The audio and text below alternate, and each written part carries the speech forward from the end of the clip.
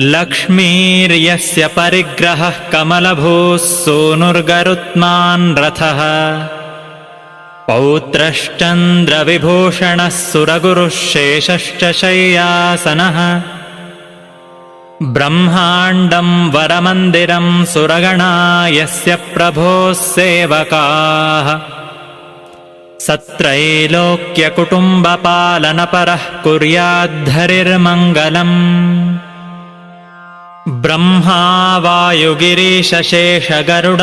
देवेन्द्रकामो गुरुः चन्द्रार्कौ वरुणानलौ मनुयमौ वित्तेशविघ्नेश्वरौ नासत्यौ निरृतिर्मरुद्गणयुताः पर्जन्यमित्रादयः सस्त्रीकाः सुरपुङ्गवाः प्रतिदिनं कुर्वन्तु नो मङ्गलम् विश्वामित्रपराशरौर्वभृगवो गस्त्यः पुलस्त्यः क्रतुः श्रीमानत्रिमरीचिकौत्सपुलः शक्तिर्वसिष्ठोऽङ्गिराः माण्डव्यो जमदग्निगौतमभरद्वाजादयस्तापसाः श्रीविष्णोः पदपद्मचिन्तनरताः कुर्वन्तु नो मङ्गलम् मान्धाता नहुषोऽम्बरीशसगरौ राजा पृथुर्हैहयः श्रीमान् धर्मसुतो नलो दशरथो रामो ययातिर्यदुः इक्ष्वाकुश्च विभीषणश्च भरतश्चोत्तानपादध्रुवौ इत्याद्या भुवि भूभुजश्च सततं कुर्वन्तु नो मङ्गलम् श्रीमेरुर्हिमवांश्च मन्दरगिरिः कैलासशैलस्तथा माहेन्द्रो मलयश्च विन्ध्यनिषधौ सिंहस्तथा रैवतः सह्याद्रिर्वरगन्धमादनगिरिर्मैनाकगोमन्तकौ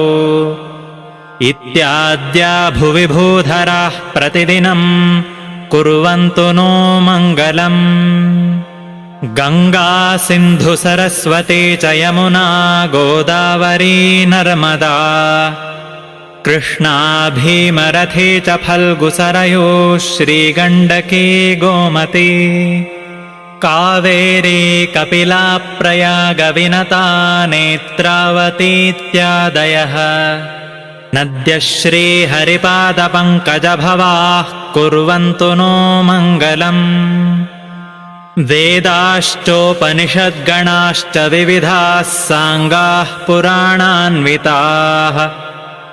वेदान्ता अपि मन्त्रतन्त्रसहितास्तर्काः स्मृतीनां गणाः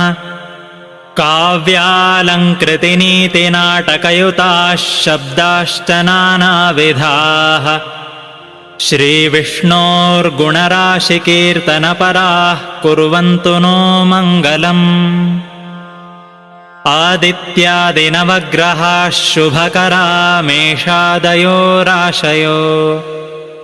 नक्षत्राणि सयोगकाश्च तिथयस्तद्देवतास्तद्गणाः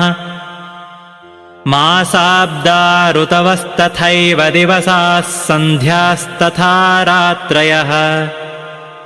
सर्वे स्थावरजङ्गमाः प्रतिदिनं कुर्वन्तु नो मङ्गलम्